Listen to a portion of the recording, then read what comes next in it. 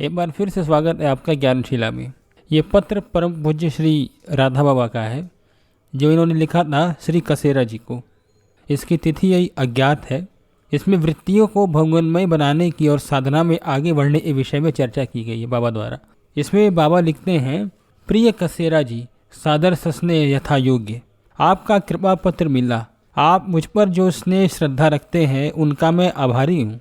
आपने पत्र में अपने मन की समग्र वृत्तियों को भगवानमय बनाने की साधना के संबंध में प्रश्न पूछा है। इसके उत्तर में मुझे यही विनीत निवेदन करना है कि अभी तो मेरी स्वयं की वृत्तियां ही पूर्णतया भगवानमुखी नहीं हुई हैं। मैं खुद एक साधारण साधक हूँ और श्री सेठ जी यानी श्री जयदयाल गोविंदका तथा भाई जी यानी श्री हनुमान प्रसाद जी पोद्दार के कथान अनुसार ही साधन करता हूँ।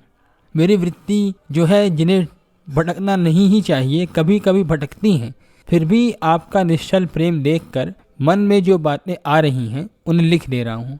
मैं आपको कोई उपदेश दे रहा हूँ ऐसा सर्वथा मत मानिएगा, क्योंकि आपने निष्कपट भाव से प्रश्न किया है। अतः जैसी मैं स्वयं साधना करता हूँ अथवा भगवत प्रेरणावश जो भी मेरी बुद्धि आपको लिखने की प्रेरणा कर रही है वह लिख दे रहा हूँ। आप यह प्रश्न श्री सेठ जी और श्री भाई जी से भी पूछ लीजिएगा और सर्वोपरि महत्व की उनकी ही बातों को दीजिएगा। मेरी बातें यदि उनसे मेल खाती आपको रुचिकर एवं हितकारी अनुभव में आवें तभी मानिएगा, अन्यथा मेरा पत्र बकवास समझकर फेंक दीजिएगा। ऐसा बाबा ने अपने पत्र में उनको लिख रहे हैं।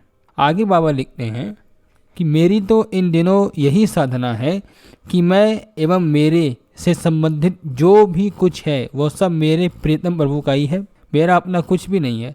मेरे मन ने अब तक सर्वथा मिथ्या ही ऐसा मान रखा था कि ये शरीर के संबंध से इसके भाई बहन, पिता माता, स्त्री परिजन, साथ ही शरीरगत मन बुद्धि की वृत्तियां एवं उनके द्वारा संपादित अनंत कर्म राशि मेरी है।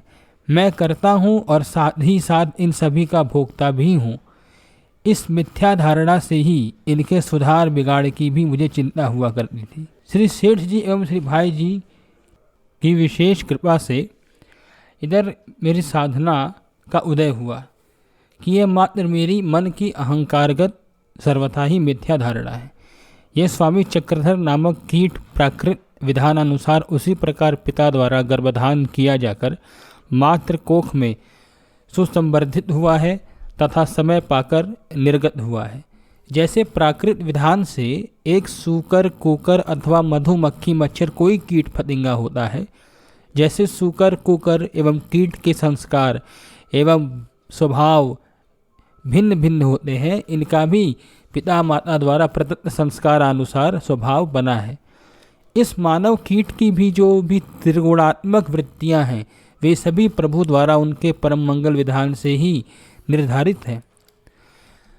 जैसे सूर्य, चंद्र, अनंत नक्षत्र मंडल, पृथ्वी आदि महत्पिंडों की सत्ता प्रभु द्वारा पूर्णतया नियंत्रित है। इसमें पलक झपकाने जैसा हेर फेर संभव नहीं है। उसी प्रकार सभी जीवों की एवं मैं मिथ्या अहंकार करने वाले इस मानव कीट की भी छोटी से छोटी वृत्ति भी प्रभु के पूर्ण मंगलमय विधान अनुसार ही नियंत्रित है।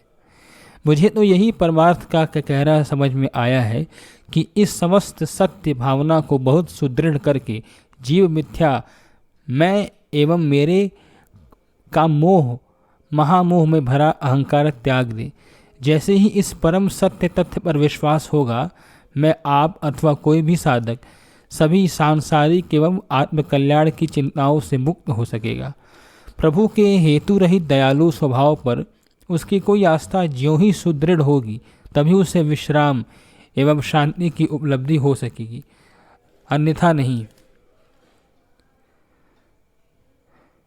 मैंने स्वयं यही साधना की है और आपको भी यही मेरी तुच्छ सलाह है कि इस लोक अथवा परलोक में जो भी आप हैं अथवा जो कुछ किंचन मात्र भी आपका है वह सब आज इसी क्षण प्रभु के चरणों में समर्पित कर दीजिए। सत्यांश में यह सब संसार प्रभु का ही है। हमने मिथ्या ही यह बोझ अपने सिर पर डाल रखा है। होगा वही जो प्रभु करेंगे, तभी होगा जब प्रभु करेंगे, वैसा ही होगा जैसा प्रभु करेंगे। अतः व्यर्थ ही चिंता का बोझ अपने सिर क्यों लिया जाए।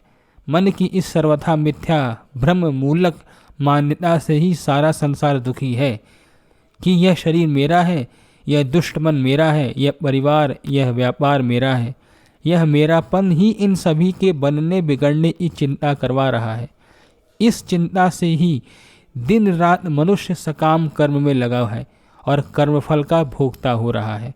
सचमुच ही यदि कोई स्वीकार कर ले कि सब कुछ प्रभु का है, तो सांसारिक दृष्टि से जिसे सर्वनाश कहा जाता है, वह होने पर भी वह अनुभव करेगा कि कुछ भी बिगड़ा नहीं है। प्रभु से अधिक बुद्धिमान तो संसार में कोई दूसरा है नहीं। वे अपनी वस्तु को नष्ट कैसे करेंगे? कोई भी बुद्धिमान अपनी वस्तु को बिगाड़ता नहीं, नष्ट नहीं करता।